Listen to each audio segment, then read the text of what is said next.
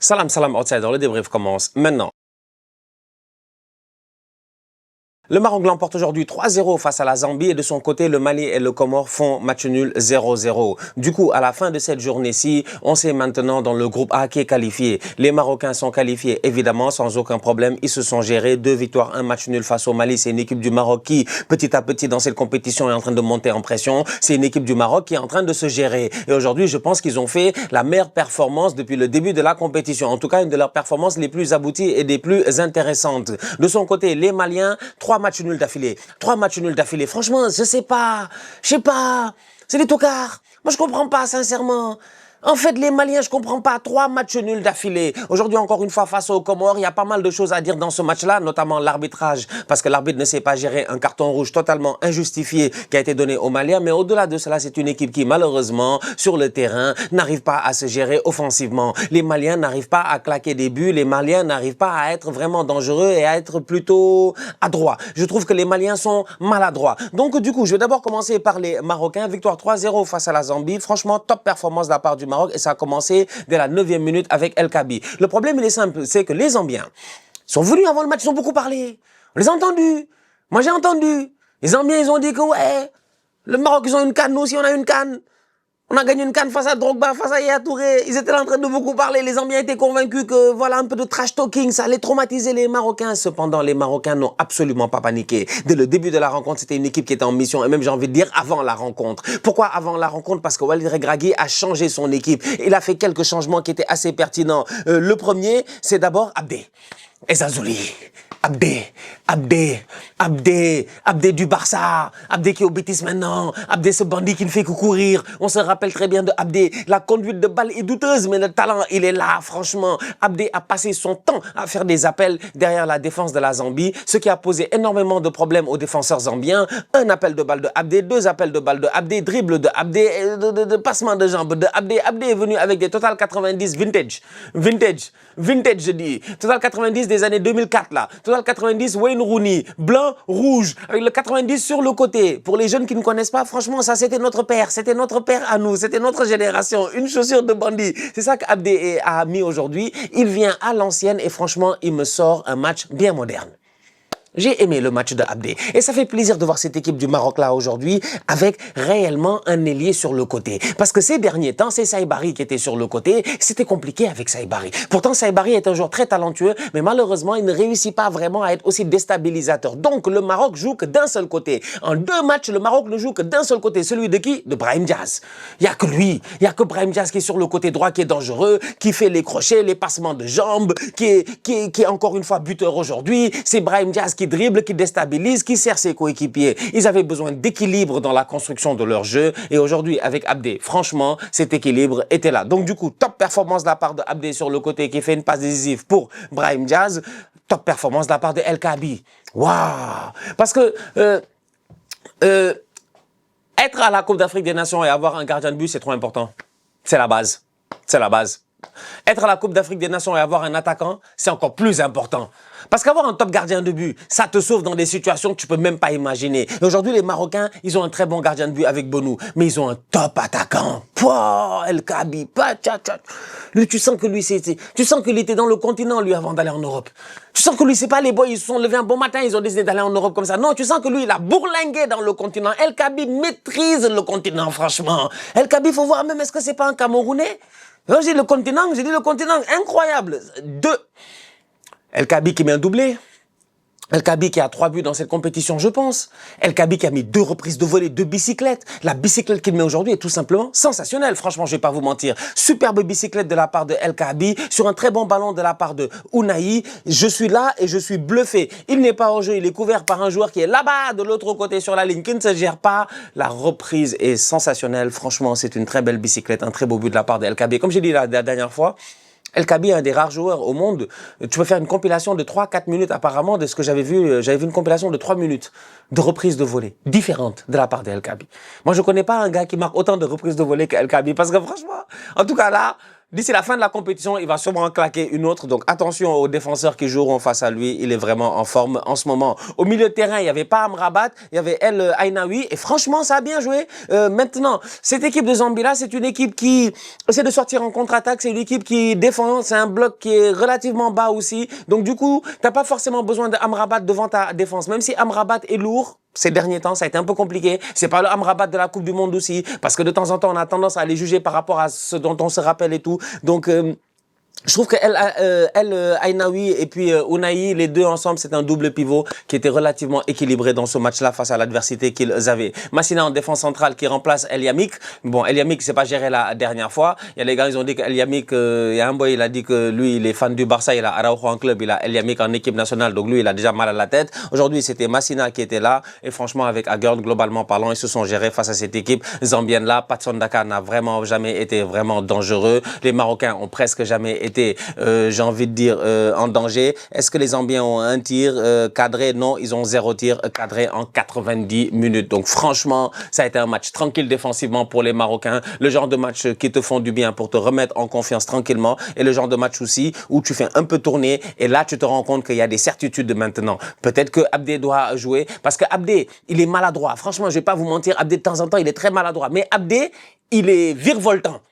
Peut être maladroit, mais il est virevoltant. Et le fait d'être virevoltant, ça amène vraiment quelque chose dans cette équipe du Maroc-là. Et dans cette compétition, vu que c'est rapide, c'est pas beaucoup, il reste maintenant quoi? 4 matchs si tu veux arriver en finale. Il y a 4 finales à jouer maintenant. Un boy comme Abdé peut être pertinent. Donc, franchement, il faut le garder en tête. Le retour de Achraf Hakimi dans ce match-là, rentré à l'heure de jeu un peu plus, ça fait plaisir de revoir Achraf Hakimi. Il a failli claquer son but, petit externe rapidement dans la surface de réparation, dans un cafouillage. Ça fait du bien à cette équipe du Maroc de retrouver Achraf. Je pense qu'Achraf sur le côté droit, il va pas falloir qu'il aille beaucoup trop vite, il va falloir qu'il se calme un peu, tu vois. Achraf, s'il te plaît, ne te reblesse pas, ne rechute pas. Mais Achraf avec Brahim Diaz, j'ai hâte de voir sur le côté droit, ça va faire énormément de bien. Et la rentrée de tous ces jeunes boys-là, en fait, qui eux peuvent vraiment ramener quelque chose. Parce que c'est ça le nouveau Maroc. C'est le Maroc de Chamsedine Talbi, de Ben Seguir, de Aklomash.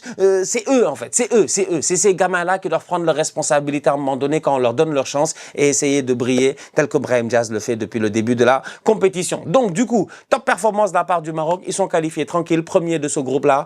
C'est ce qu'on attendait de la part des Marocains et franchement, ils ont fait le travail. De leur côté, les Maliens ont fait 0-0 face aux Comores. Les Maliens sont pas sérieux. En fait, les Maliens sont pas sérieux parce que c'est 3 matchs nuls quoi de la part du Mali. C'est 3 matchs nuls de la part du Mali quoi. Le Mali doit mieux faire. Le Mali doit essayer de se gérer. Le Mali a une belle équipe. Tom Saint-Fier là, il a quand même, j'ai envie de dire. Il a un effectif talentueux. Quand tu vois cette équipe nationale du Mali là, quand tu vois des boys comme Néné Dorgelès, des boys comme Sangaré, comment il s'appelle, Sinayoko qui fait une belle compétition jusqu'à présent, Kamara, Doumbia, bon, Bissouma il joue, mais Bissouma tu sens que il joue parce que peut-être c'est Bissouma, c'est Tottenham, c'est un des stars de cette équipe là. Mais est-ce que Yves Bissouma devrait je dirais pas est-ce qu'il devrait jouer, mais est-ce qu'il est au top de sa forme en ce moment? Je ne pense pas réellement. Donc, tu as une équipe du Mali qui, à mon humble avis, manque un peu de peps offensivement. Tu as une équipe du Mali qui, à mon humble avis, de temps en temps, est un peu trop conservatrice. Ils ont assez de talent pour attaquer les adversaires, pour harceler les adversaires. Aujourd'hui, ils ont joué face aux Comoriens. Et franchement, les Comoriens ont fait un match. Les Comoriens ont joué, ils ont essayé, ils ont tenté, ils ont fait un match. Les Maliens, ils ont la possession, ils jouent au football et tout, mais offensivement, il manque toujours ce truc-là pour que le ballon y rentre.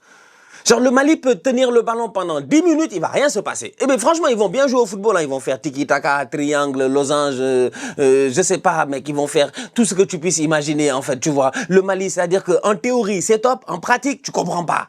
Ils doivent faire des efforts quand même, ces Maliens-là. C'est pas sérieux. Donc aujourd'hui, c'est une équipe du Mali qui malheureusement n'arrive pas à marquer de but, mais qui se qualifie quand même. Elle finit 2e avec 3 points. C'est-à-dire que il y a des mecs qui vont finir 4e. Il y a des mecs qui vont finir dans les 3e avec 4 points. J'en suis convaincu que sûrement ça va peut-être arriver, peut-être. Ils vont finir avec 4 points, 3e. Mais là, les Maliens, avec les 3 points, ils s'en sortent. Donc, heureusement pour eux. Mais il va falloir que cette équipe-là réussisse quand même à trouver ce peps-là, ce dynamisme-là offensif en deuxième partie de compétition. Parce que sinon, le Mali, c'est des 0-0, des 1-0. C'est score binaire. Tu peux pas t'en sortir comme ça. Pas t'en sortir. Donc voilà. Match, à mon humble avis, relativement décevant de la part des Maliens.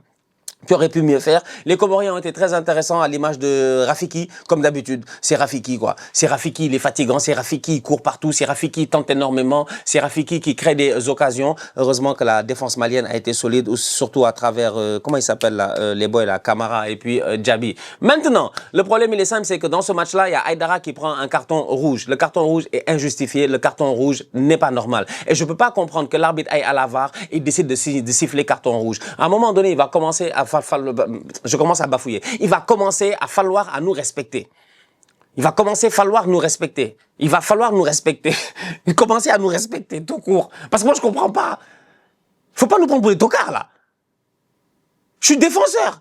Le ballon est là. Je frappe le ballon. Tu frappes mon pied, je prends un carton rouge. Pour quelle raison? Mais il est fou, quoi, lui. Il va à la VAR avec sa grosse tête, là. J'ai jamais vu. Aladji. Il s'appelle Aladji. Il s'appelle Aladji, le frérot tchadien. Franchement, l'arbitre sait pas gérer.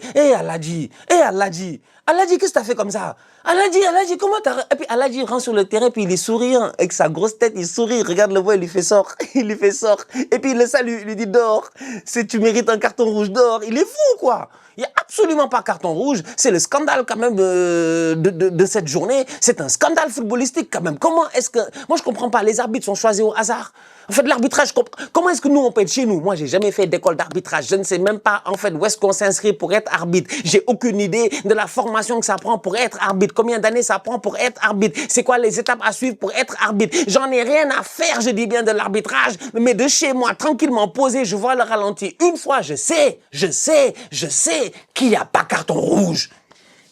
Ce tocard de Aladji, là. Non, il faut le dire. C'est un tocard. Non, c'est un tocard. Parce qu'il y a certaines bêtises, quand tu les fais, il faut qu'on traite de tocard.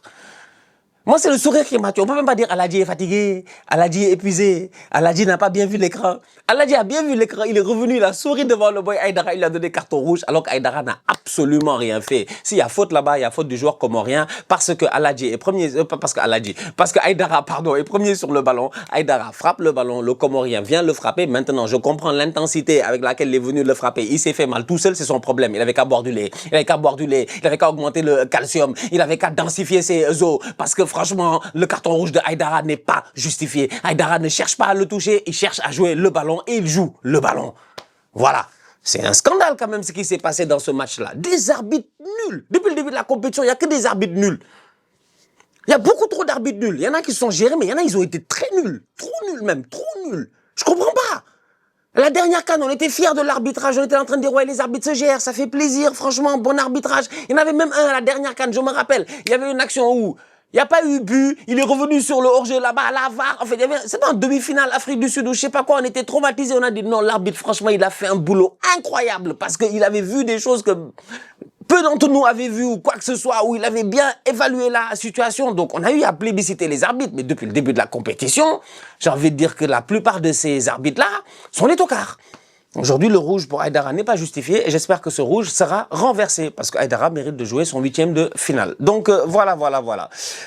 Pour cette journée football, Comores Mali 0-0, les Maliens, vraiment les Maliens, gérez-vous. Vraiment les Maliens, pardon s'il vous plaît, gérez-vous. Mais je comprends pas. Gérez-vous, parlez à votre équipe, gérez-vous. Oh. Demain, le Sénégal va jouer, je pense. Il me semble, hein, demain, c'est nous. Demain, c'est ouais, Nigeria, Tunisie, Sénégal, Botswana, Congo, tout ça. Bon, faut qu'on se gère. Apparemment, on doit finir premier parce que sinon, si on finit deuxième, on va jouer l'Algérie. Écoute, pour être champion, il faut taper tout le monde. Les Algériens, en plus, depuis 2019, moi, je les attends. Depuis 2019, je les attends à la CAN. Donc, s'il y a l'Algérie sur notre chemin, il y a l'Algérie sur notre chemin. C'est comme ça, c'est la vie. Donc, en tout cas, à suivre demain. La famille, on se capte très bientôt pour une nouvelle vidéo. D'ici là, on continue à liker, on continue à partager, on s'abonne. On est ensemble, on reste en santé. Toujours le plus important. Tous outsiders.